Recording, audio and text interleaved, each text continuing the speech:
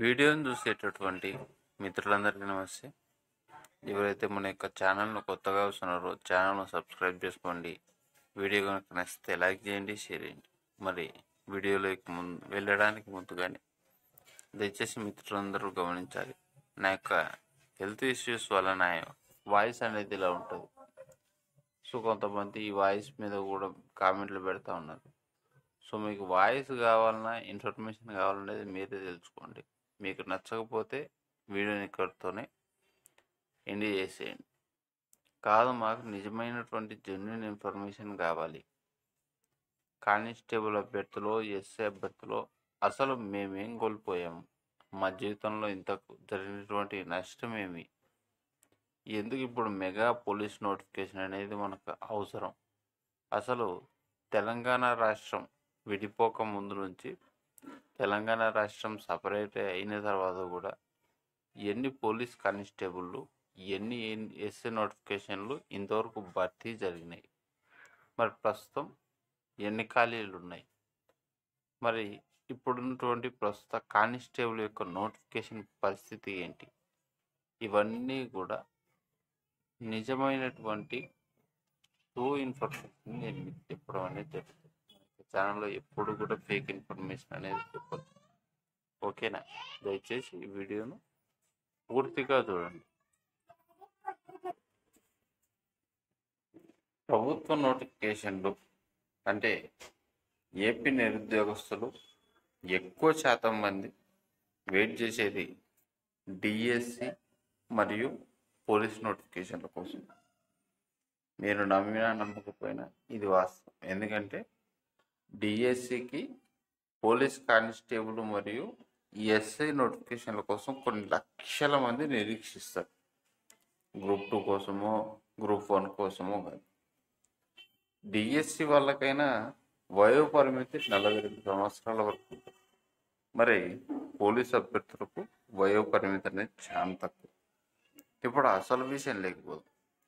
అంటే తెలంగాణ రాష్ట్రం ఏర్పడక ముందు 2012లో దాదాపుగా కానిస్టేబుల్ పోస్టులు ఎన్ని రిక్రూట్ చేశారు మీకు ఇక్కడ క్లారిటీ కనిపిస్తుంది. 20,429 కానిస్టేబుల్ పోస్టులు అనేటివి అప్పుడు నోటిఫికేషన్ ఇచ్చారు. రిక్రూట్ కూడా జరిగింది.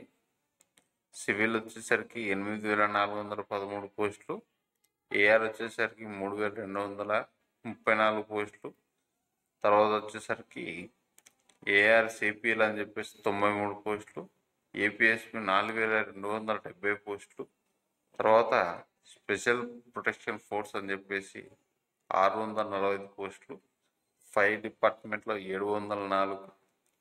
ఓకేనా? దాంట్లో మళ్ళీ ఉమెన్ కేటగిరీకి కూడా పోస్టులు అనేటివి రిక్రూట్ చేయడం అనేది జరిగింది. ఎప్పుడు తెలంగాణ మన నుంచి వేరుగా. ఈ యొక్క వీడియోను ఎక్కడ కూడా స్కిప్ చేయదు. స్కిప్ చేసినారంటే మీకు విషయం అనేది అర్థం కాదు. ఓకేనా? తర్వాత మరి 2012లో ఎస్ఐ ఎన్ని రిక్రూట్ చేశారు? 2,296 పోస్టులు రిక్రూట్ చేశారు. అతి భారీ నోటిఫికేషన్ ఇది. అతి భారీ నోటిఫికేషను.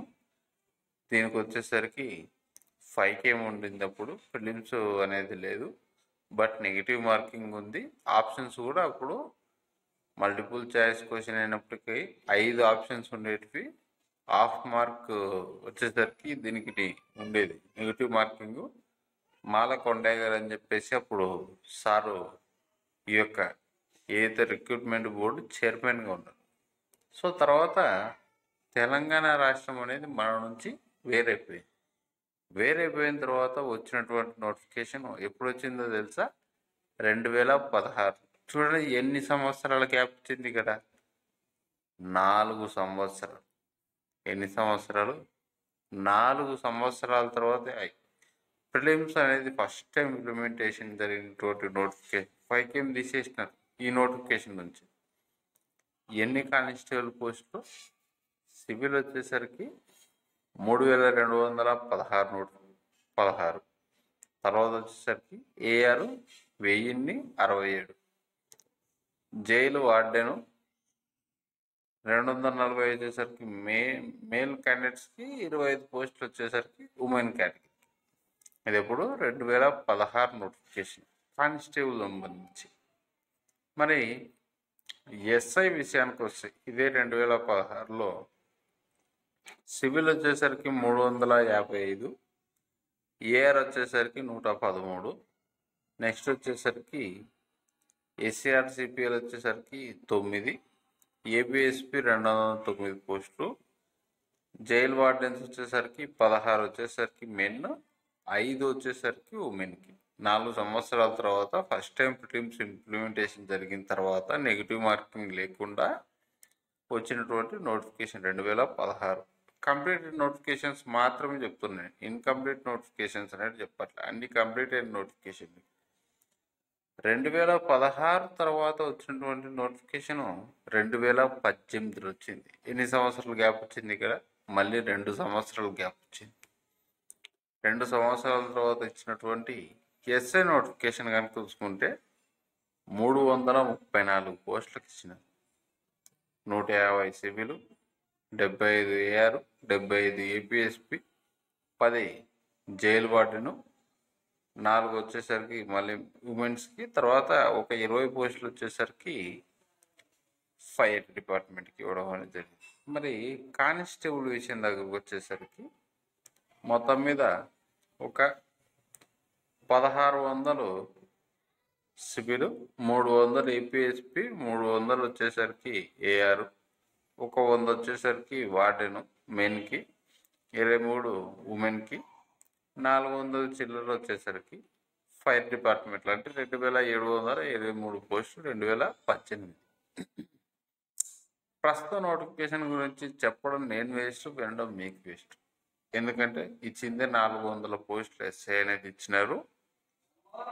తర్వాత 6100 పోస్టులు వచ్చేసరికి మనకు వచ్చేసరికి ఏం చేసినారు, ఈ యొక్క పోలీస్ కానిస్టేబుల్ నోటిఫికేషన్ గత 2 సంవత్సరాల నుంచి మన ఈవెంట్స్ కోసం కొయ్యో మోర్రో అని చెప్పేసి వెయిట్ చేస్తున్నాం. ఓకేనా? ఇప్పుడు క్లారిటీగా మరి మెగా డిఎస్సి అనేది ఇచ్చి ప్రభుత్వాన్ని ఆదుకున్నారు.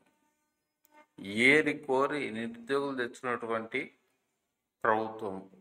మరి ఇలాంటి టైంలో మనం మెగా పోలీస్ నోటిఫికేషన్ అనేది అడగడం అవసరమా కాదా అనేటువంటి విషయాన్ని ఒకసారి మీరే ఆలోచించండి. 2012 నుంచి ఎన్ని పోలీస్ కానిస్టేబుల్ మరియు ఎస్ఏ నోటిఫికేషన్లు ఇచ్చినారు?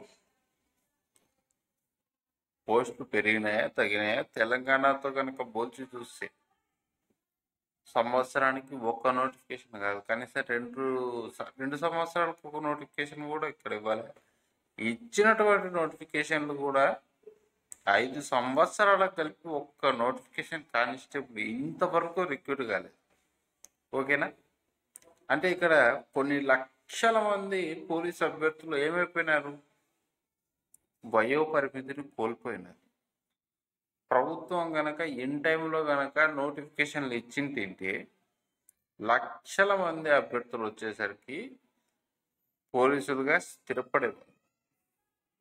ఈ పోలీస్ నోటిఫికేషన్ నమ్ముకొని సంవత్సరాలు కోచింగ్ సెంటర్లలో నలిగి లక్షల డబ్బులు ఖర్చు చేసుకొని, ఓకేనా, ఆర్థికపరమైనటువంటి ఇబ్బందులు ఎదుర్కొంటూ మానసికంగా కృంగిపోయి వయో పరిమితులు దాటిపోయి ఆత్మహత్యలు చేసుకున్నటువంటి అభ్యర్థులు కూడా ఉన్నారు.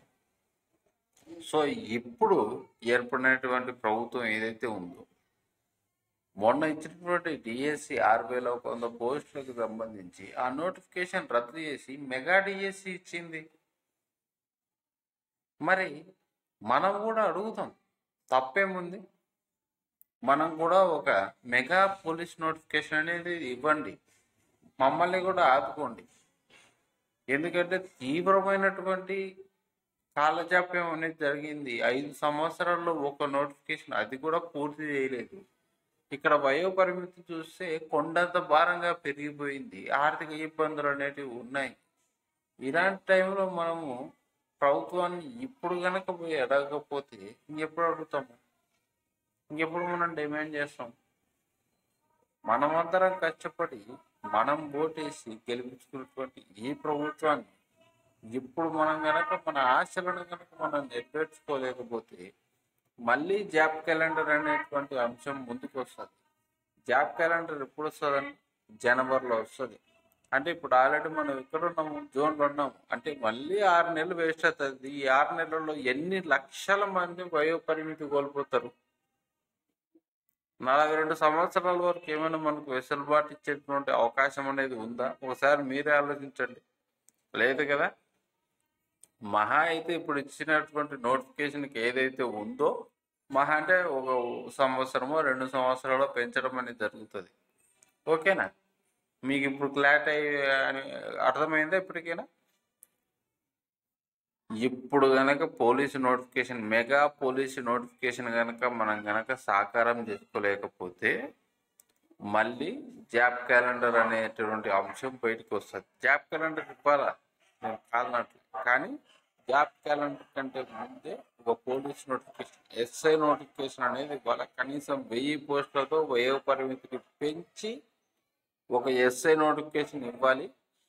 ఇప్పుడు జరుగుతున్నటువంటి కానిస్టేబుల్ నోటిఫికేషన్ ఏదైతే ఉందో దీనికి సంబంధించినటువంటి ప్రిలిమ్స్ రాత పరీక్షకు సంబంధించినటువంటి కోర్టు కేసు అయితే ఏమైతే హోంగార్డు సంబంధించినటువంటి రిజర్వేషన్ అంశం మీద ఉన్నటువంటి కోర్టు కేసు ఏమి, అవన్నీ కూడా పరిష్కారం చేసి ఇదే సంవత్సరమే ఈ యొక్క కానిస్టేబుల్ నోటిఫికేషన్ సంబంధించి ఈవెంట్స్ జరగాలి, మెయిన్స్ జరగాలి. ఎట్టి పరిస్థితుల్లోనూ ఈ యొక్క కానిస్టేబుల్ నోటిఫికేషన్ ఈ సంవత్సరంలోనే పూర్తి చేయాలి. మేమేమి నోటిఫికేషన్ క్యాన్సిల్ చేయాలనట్లేదు. ఈ కానిస్టేబుల్ నోటిఫికేషన్ ఎట్టి పరిస్థితుల్లో క్యాన్సిల్ కాకూడదు. ఈవెంట్స్ జరగాలి, అందరికీ న్యాయం జరగాలి, కోర్టు కేసులు పరిష్కరించాలి. కుదిరితే ఈ నోటిఫికేషన్ ఏదైతే కానిస్టేబుల్ నోటిఫికేషన్ ఉందో 6000 చిల్లర, దీని పోస్టులు పెంచాలి. కొత్త ఎస్ఐ నోటిఫికేషన్ వితిన్ ఆగస్ట్ లోపల లేదా సెప్టెంబర్ లోపల 1000 పోస్టులతోనే మనం సాధించుకోవాలి. తర్వాత నెక్స్ట్ జాబ్ క్యాలెండర్లో కూడా 6500 కానిస్టేబుల్ మరియు ఎస్ఐ నోటిఫికేషన్ అనేది ఇవ్వాలి. ఇది మన ప్రధాన డిమాండ్లు. మనం ప్రధానంగా దీనికోసమే మెగా పోలీస్ నోటిఫికేషన్ అనేది అడుగుతున్నాం. ఇది అర్థం చేసుకున్నటువంటి కొంతమంది పిల్లలు ఏం చేస్తారంటే, నీ వాయిస్ బాగాలేదు, నువ్వు మందై మాట్లాడుతున్నావా, ఈ నోటిఫికేషన్ క్యాన్సిల్ చేస్తారు. ఎవడు చెప్పిండా నీకు? నా హెల్త్ ఇష్యూ వల్ల నా గొంతు సరిగ్గా బాగాలేదు, నీకోసం నేను పాటలు పాడడానికి రాలే, నీకు అప్డేట్ చెప్పడానికి రాలేదు. నీ జీవితంలో నువ్వేం కోల్పోతున్నావు అనేటువంటి నిజాన్ని నీకు చెప్పడానికి వచ్చాను నేను. ఓకేనా? నేను చెప్పేటువంటి ఏ అంశంలో కూడా తప్పులేదు. 2012 నుంచి 2024 వరకు కనుక చూస్తే ఎన్ని పోలీస్ నోటిఫికేషన్లు పడినాయి, ఎన్ని లక్షల మంది అభ్యర్థులు ఈ యొక్క పోలీసు కావాలనేటువంటి కళతో తమ జీవితాలను నాశనం చేసుకున్నారు, ఎంతమంది ఆత్మహత్యలు చేసుకున్నారు. ఇప్పుడు జరిగేటువంటి నోటిఫికేషన్ 2 సంవత్సరాల నుంచి ఈవెంట్స్కే దిక్కులేదు. మరి దీన్ని పట్టించుకునేటువంటి నాదుడు ఎవడు? ఓకేనా? దీనిల గురించి మేము పోరాటం చేస్తూ ఉంటే మీరు ఇంకా కానిస్టేబుల్ అప్డేట్ ఏంది, ఈవెంట్స్ ఎప్పుడు పెడతారు, ఇవన్నీ టైంపాస్ క్వశ్చన్లు. ఇవి ఎవడు టైంపాస్ చేసుకునేవాడు, ఎవడో పబ్జీ బ్యాచ్ కాడు, లేదంటే ట్రోలింగ్ ఛానల్ చూసేటువంటి విధవనాయాలు అయితే ఇలాంటి కామెంట్స్ పెట్టుకుంటూ ఉంటారు. రియల్ ఆస్పిరెంట్స్ చేసేదంతా ఏం చేస్తూ ఉంటారు, వాడు ప్రిపేర్ అవుతూ ఉంటాడు. కుదిరితే బయటకు వస్తాడు, వాడి కడుపు కాలిందంటే వాడు బయటకు వచ్చి మాట్లాడతాడు. దానికోసం పోరాటం చేశాడు కదా. పోరాటం చేయాల్సిన అవసరం, ధర్నాలు చేయాల్సిన అవసరం అనేది కూడా లేదు మనకు. మీరందరూ మీకు సంబంధించినటువంటి ఎవరైతే ఎమ్మెల్యేలు ఉన్నారో లేదంటే ఎంపీలు ఉన్నారో, మీ పరిధిలో ఉన్నటువంటి మంత్రులు ఎవరైతే ఉన్నారో, కుదిరితే ముఖ్యమంత్రి గారి దగ్గర కూడా వెళ్ళి వినతి పత్రాలు సమర్పించండి. సార్, మాకు ఇప్పుడున్నటువంటి కానిస్టేబుల్ నోటిఫికేషన్ ఎట్టి పరిస్థితిలో ఇదే సంవత్సరం మాకు కంప్లీట్ అయిపోవాలి, కోర్టు కేసులు అన్నీ పరిష్కారం కావాలి. ఏవైతే ఉన్నాయో అది ప్రిలిమ్స్ మీద అయ్యిండొచ్చు, హోంగార్డ్ రిజర్వేషన్ మీద అయ్యిండొచ్చు. త్వరగా ఈవెంట్స్ జరగాలి, అలాగే పరీక్షలు కూడా, మెయిన్స్ పరీక్షలు జరిగేసి మాకు రిజల్ట్స్ ఇచ్చేయండి. మాకు ఇదే 2 నెలల లోపలనే మాకు ఇంకొక ఎస్ఏ నోటిఫికేషన్ ఇవ్వండి విత్ వయోపరిమితి పెంచి. వయోపరిమితిని పెంచి అని ఎందుకు అంటున్నా అంటే, ఈ 2 ఏళ్ల లోపల దగ్గర దగ్గర చాలా మంది నిరుద్యోగులు తమ యొక్క వయోపరిమితిని కోల్పోయినారు. 42 సంవత్సరాల వరకు ఉండి ఉంటే వయోపరిమితి అనేది మనకు అనవసరం. ఓకేనా? వయోపరిమితిని పెంచి ఇంకొక ఎస్ఏ నోటిఫికేషన్ ఇవ్వండి. ఎస్ఏ నోటిఫికేషన్ ఇచ్చి కాస్త నిరుద్యోగులను ఆదుకోండి. మనం కొండ మీద కోతినో లేదంటే భూమి లోపల దాక్కున్నటువంటి నిధి నిక్షేపాలను అడగట్లే. మీరు నోటిఫికేషన్ ఇవ్వండి, మా సత్తా దాటుకుని ఉద్యోగాలు కొట్టుకుంటాము. మేము పోలీసు శాఖలోకి వస్తాము, ప్రజలతో నేరుగా మమేకం అవుతాము.